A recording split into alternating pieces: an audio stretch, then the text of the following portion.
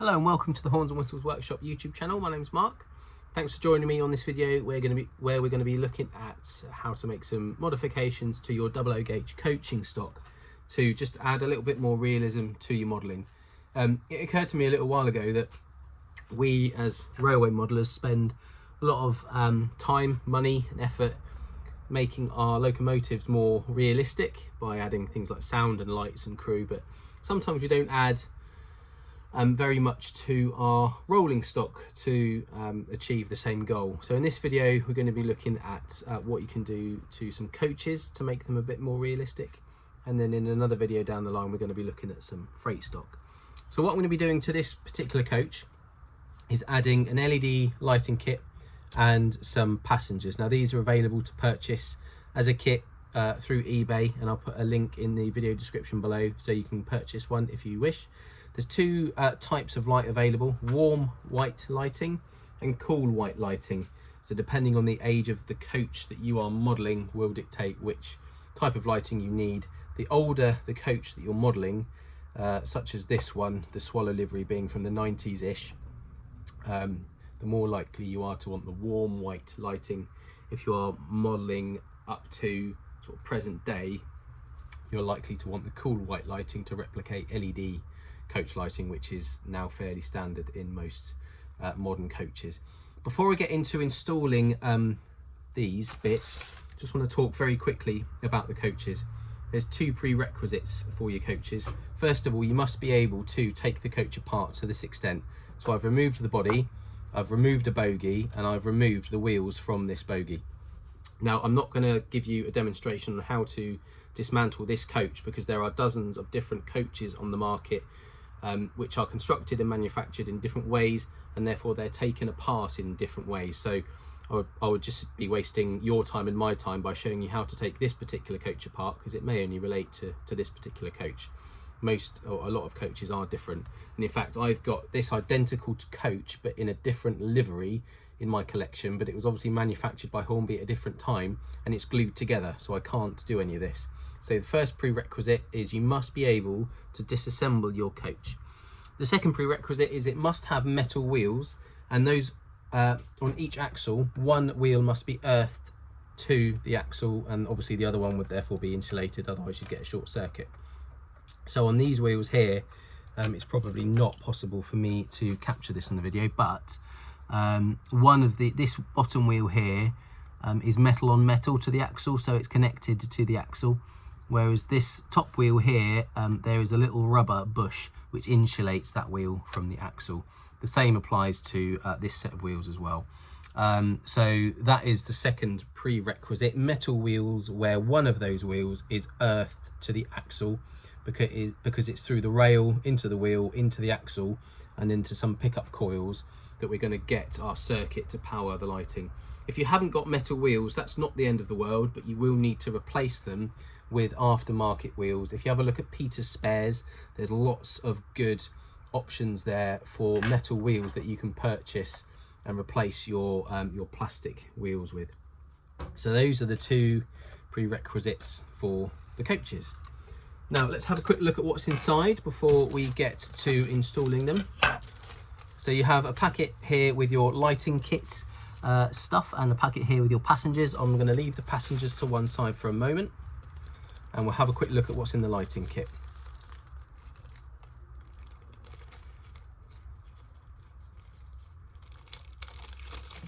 So you have got a length of wire, 8 to 10 inches or so.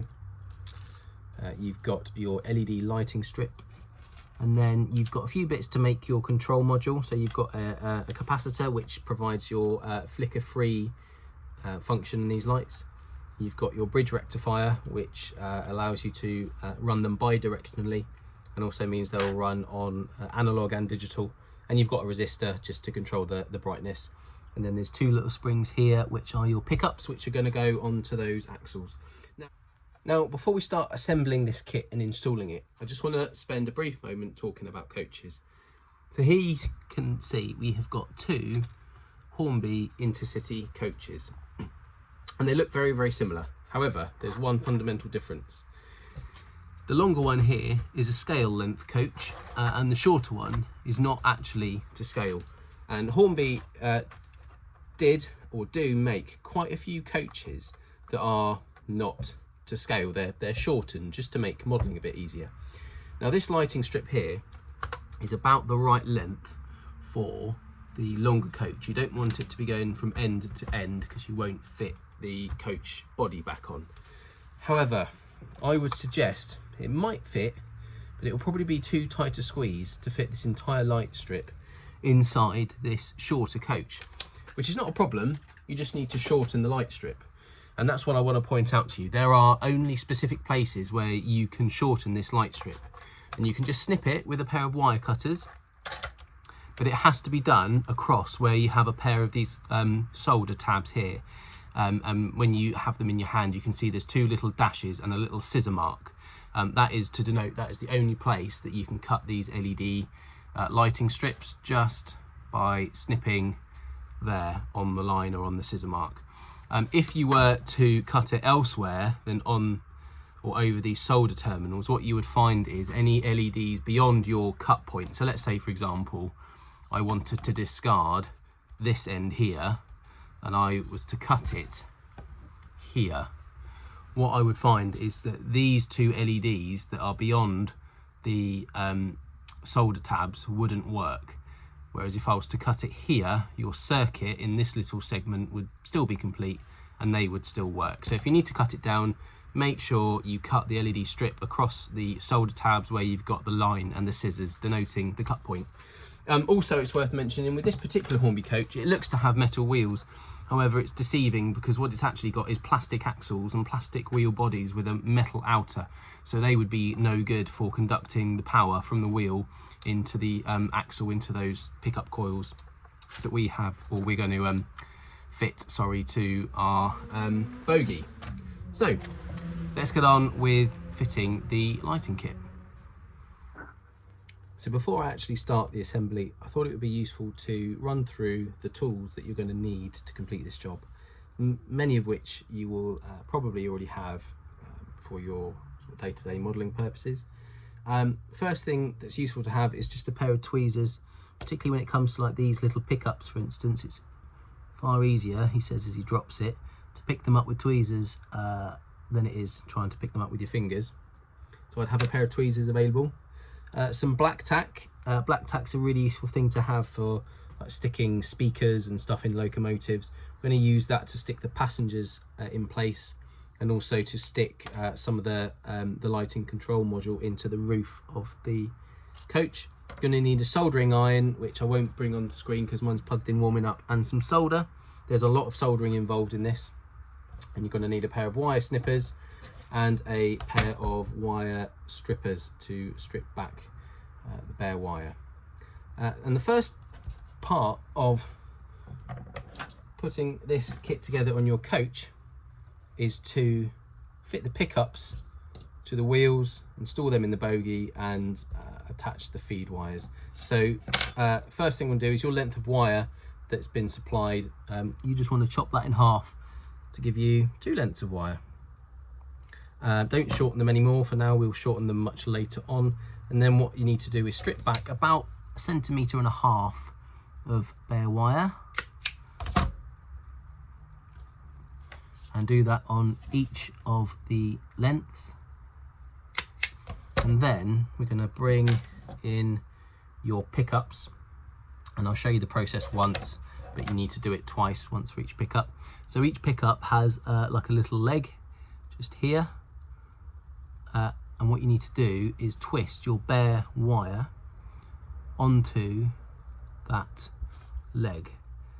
So in fact, if I bring my tweezers in, what I do find useful is if you pinch the wire and the pickup together with your tweezers like that, pinch it hard so that the wire, you don't let go of the wire, and then just wrap it round and round and round like that. And then you have a little bit of excess there that you just need to fold back. Now once you've done that, you need to bring in a tool that I forgot to tell you need, but is going to be quite useful. A little helping hand here, which just acts as a third hand, and you need to put that there, and then all you're going to do is solder across here to attach that wire to that pickup, and you're going to then repeat that same process with this second pickup and this second piece of wire.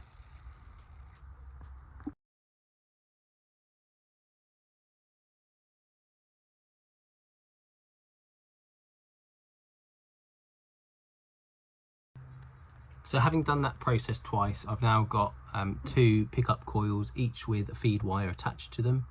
And what I've done, just to manage the length of the video, is already separated one axle, because the next process is separating the wheels off of each axle. You need to remove one wheel, and chances are the one that will come off is the one that you might be able to see it now, has a little black insulating plastic ring in there. So that's the wheel that's not earthed, and the wheel that's remaining on the axle is the one that is earthed to the axle. Now, taking the wheels apart, is you might want to put a pair of sort of rubbery gloves on if your skin's a bit sort of prone to being cut or anything like that. But what you're going to do is literally just grip the wheels with thumb and 2 fingers and twist and pull, and you might want to put your fingers in between to lever, and one of the wheels will just pop off. Now, we're now going to slide the pickup springs over the axles. So again, the insulated wheel came off, the earthed wheel is still on the axle, and I'm going to slide the pickup spring on with the leg with the wire attached to it closest to the earthed wheel. I'll do that for both of them because when you put them back in the bogie, you want to make sure that that leg is the opposite side so that there's no chance of them touching. And then put the wheel back on, and again just squeeze it on with your thumb and forefinger. And I use a little gauging tool here. I'll put a link to one which helps you pop that over the axle so you can squeeze that on, knowing then that you're going to get an accurate 14.5mm gauging or back-to-back spacing between the wheels. So that's the first axle with the pickup fitted and the feed wire attached. And I'm just going to do exactly the same to the second one, and I'll be back with you. So having done that with both axles, now what I need to do is put the axles back in the bogie. Now, it's worth pointing out at this point, it's extremely important to make sure that the axles are the opposite way around to each other, so that the insulated wheel, you have one insulated wheel on one side and one on the other. Obviously, if you put both earthed wheels on the same rail, you're going to get a short circuit. That's one of the reasons why I said to put your pickup coils on legs first, or legs towards the earthed wheel, because then it helps you make sure that they're orientated the right way around, because they need to be the opposite way around relative to each other. So putting them back in the bogie is a little bit of a pain. So just pop one sort of spike into the reamed bit of the bogie housing, and then it's a case of just opening up the bogie housing until that second wheel slots in, and it does just there. And you'll be able to see now that even with this pickup attached, that wheel spins completely freely. So just repeat that process to the second wheel, but again, just to reiterate, making sure that it goes the opposite way round, in that you have the earthed wheel on the opposite rail on this axle relative to the earthed wheel on that axle. So having fitted both of those axles, I'm now just going to feed the wires through the centre of the bogie so that they are protruding at the top.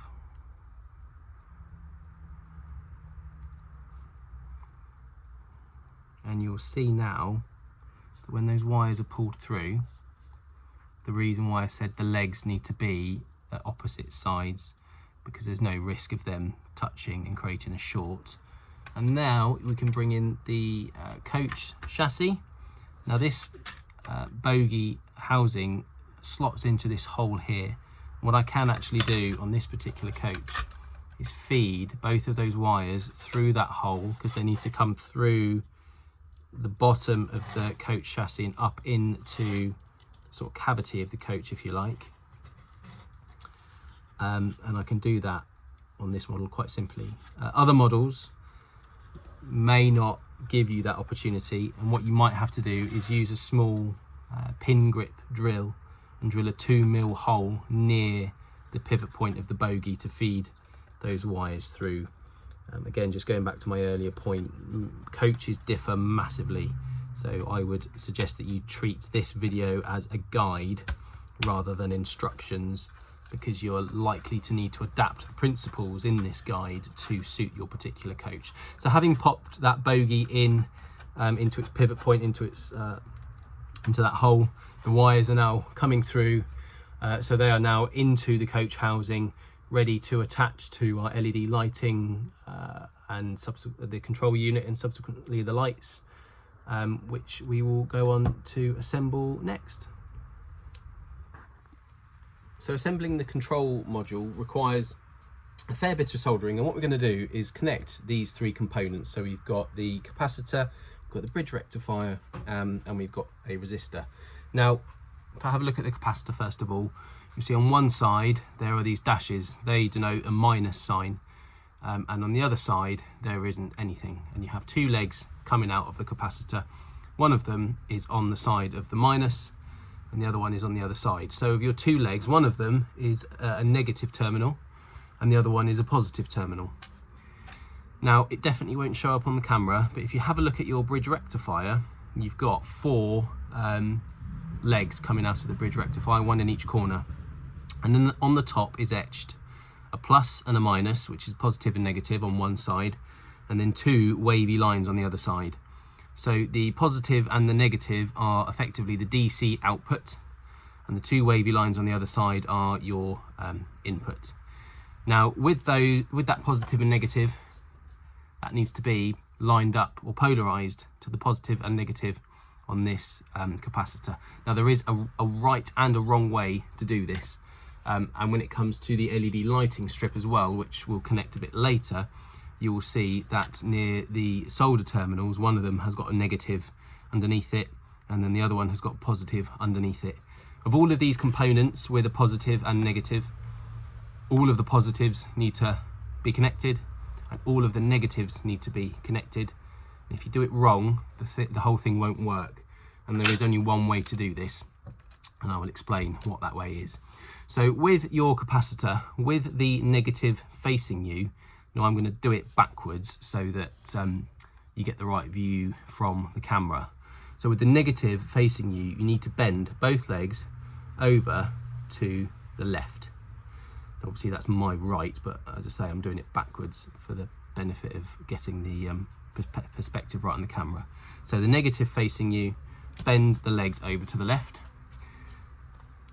Take a bit of black tack, tiny little ball, and pop it on top of the capacitor there.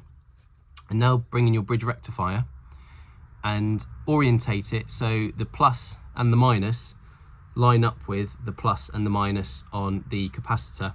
And you're going to put it on top, stick it down onto that black tack, and what you will have is your negative output on the bridge rectifier touching the negative leg of the capacitor. And now what you need to do is apply a little bit of solder to both the positive and the negative to connect the bridge rectifier to the capacitor.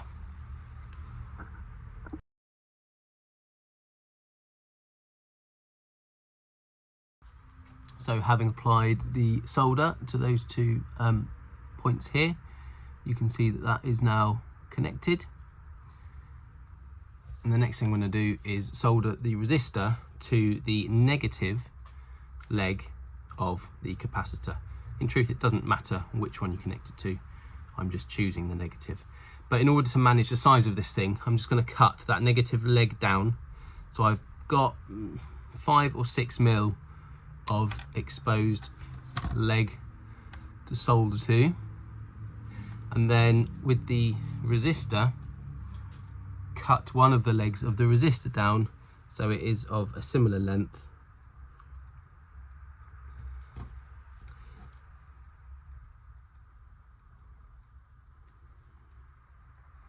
Like so, and then what I'm going to do is solder those two sort of shortened legs together. Now what I am going to do actually to make it a bit more stable is bring in my helping hand to hold that in place.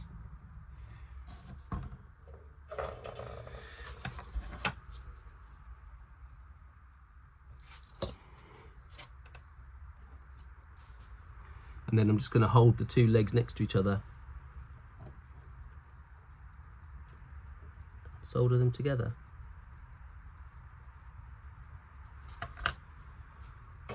It's not a particularly pretty solder joint, but it does the job. So as you can see, that is connected, and then I can shorten the other leg of this resistor. I only need a couple of millimeter bare metal on the resistor on the other side, so I can take a little bit off, and then I'm going to shorten this other leg of the capacitor so it's the same length as the other side. So that is the control module put together. The next thing we need to do is attach that to the lighting strip.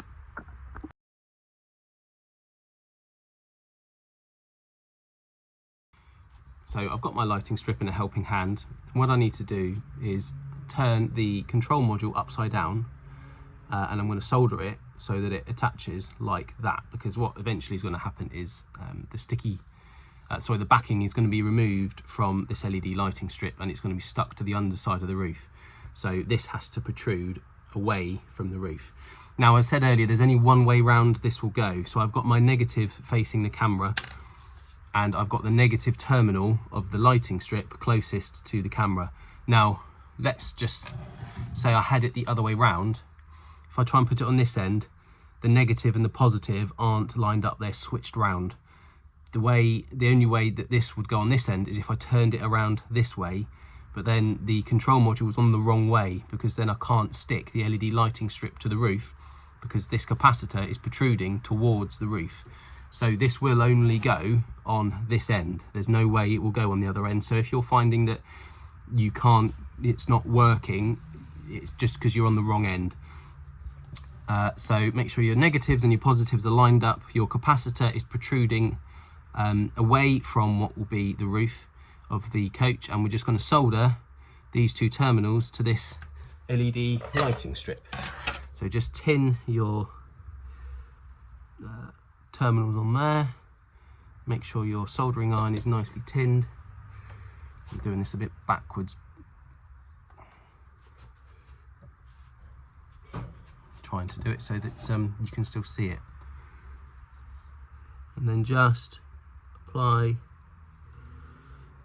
your soldering iron onto those joins. Make sure you don't get any solder bridging those terminals, and there you go. That is your control module fitted to your LED lights. So the next bit of the process is attaching this to the feed wires, and then we're going to stick it to the inside of the coach roof.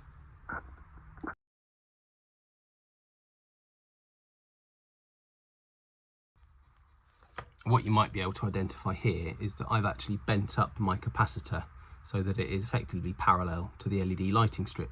Now the reason for that is when I bought this in, I realised that that will be the most effective way to get the capacitor to fit. So the capacitor needs to go at this end, because we're going to attach the two feed wires to the other two legs of the bridge rectifier, the input legs. And actually, if I lay this across here, you can see that that capacitor fits quite nicely in a little cutout that already exists in the coach moulding. So that's why I have bent that capacitor up. Now this is another one of those elements where every coach will differ, and what you're going to need to do is find a way of housing that capacitor inside your coach. Now in another coach I have, or another couple of coaches, what I have had to do, because the moulding of the coach was different to this one, is I had to use a Dremel and grind away quite a lot of this moulding to make room for that capacitor.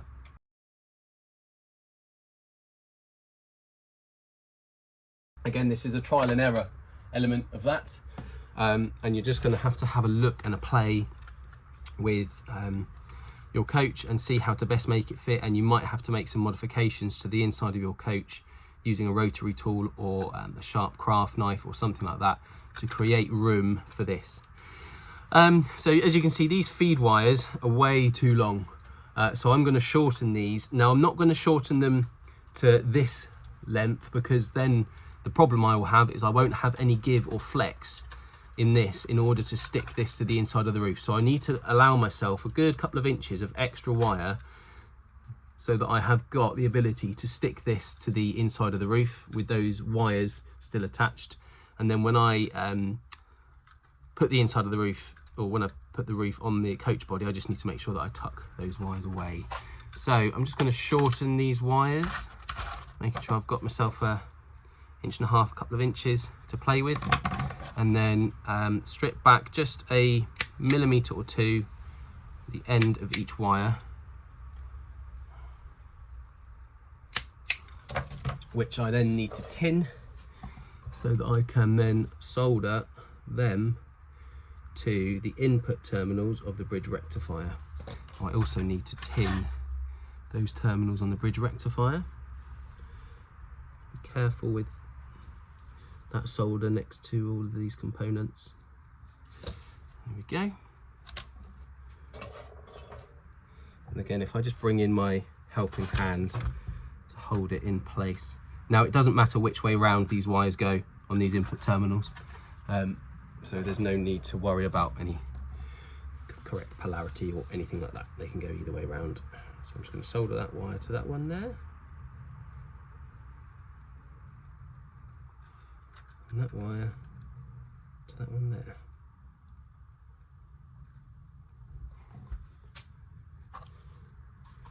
Well, I think many of you will be pleased to know that that is all the soldering completed. And then so having connected all that up, before we install the people and before we put the coach body back on, now is a good opportunity to test that this works. So I'm just going to use a couple of crocodile clips connected to a standard Hornby DC controller, and we're going to connect the crocodile clips to the earthed wheel on each side. So there's one to that wheel and one to that wheel. Just pop that down there, and then all being well, when I apply some power, this lights up. Now one thing you can test is the bi-directional feature. So if I switch the polarity, the lights stay on, and if I turn the power off, so if I turn it off now, you can see the lights stay on thanks to that capacitor, and they slowly dim. So that's good. That's what I wanted to happen. So that is all working just fine. And what we can do is move on to installing the coach passengers, just with this LED lighting strip just sort of sat there out the way. Now, one of the things that you often find with the seat mouldings in here is that these seat mouldings aren't actually to scale. Now these 00 gauge figures, their legs won't actually fit in there. He's too tall. So what I do need to do is, seems a little bit crude, but you are going to have to do it, is trim this poor chap's legs off, just with some sharp wire cutters. Just going to cut them off, and there you can see he is now just sort of a torso and upper body, but then that enables me to fit him in that seat. And again, just going to use some black tack, some on his bottom and some on his back. In fact, if I just make it into a sausage, I can wrap it round his back and bottom, and then I'm going to push him into that seat. And I'm just going to do this. You get 10 passengers. I don't think I'm going to fit all 10 in here, but that's fine because I'll just spread what's left around another coach. So I'm just going to fit the rest, and then I'll come back to you.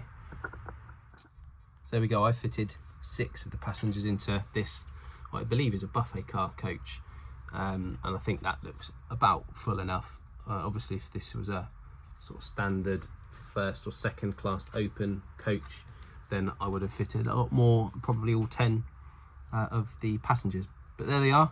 So they're all black tacked down. That black tack's actually quite strong. I can lift the coach just by the head of one of those passengers. So that's quite useful to have. So the last thing we need to do is attach the inside of the lighting to the inside of the roof of the coach. And I don't know if I've already mentioned it, but I'm going to just pop a little bit of black tack on the capacitor where that will stick to the roof of the coach, and then just peel back the sticky backing, and both length and width ways you need to make sure this is central on the roof of the coach, like that, and then just go along and stick it down with your fingers, making sure everywhere is pressed down onto the coach. Now this is where you can see that wire is perhaps a little bit too short for me to have that cradle there.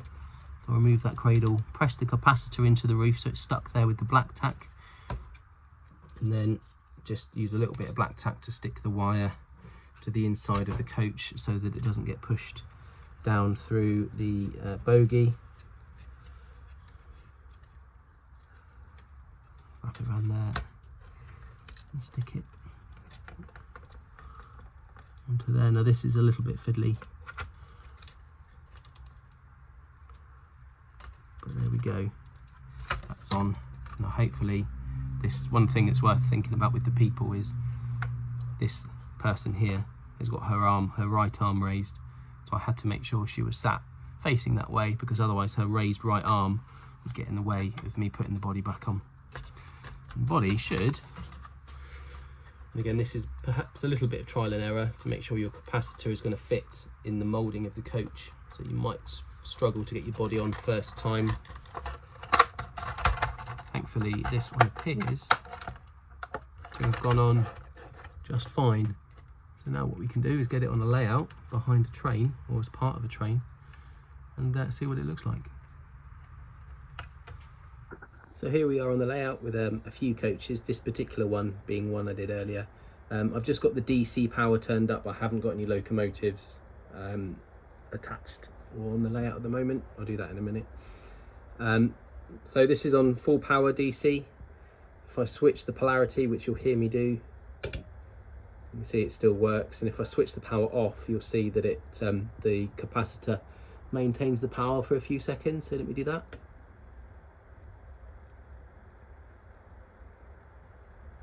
And switch it back on again. And there we go.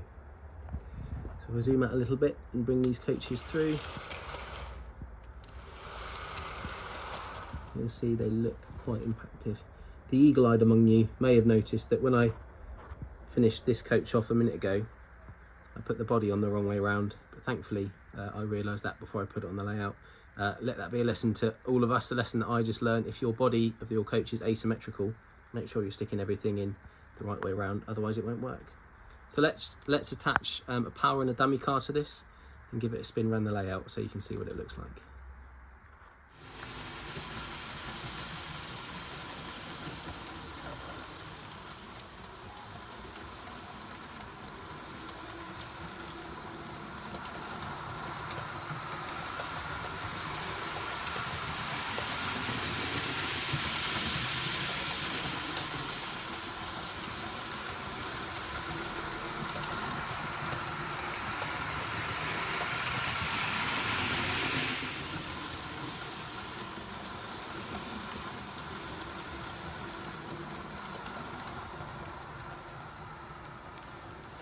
So there we go.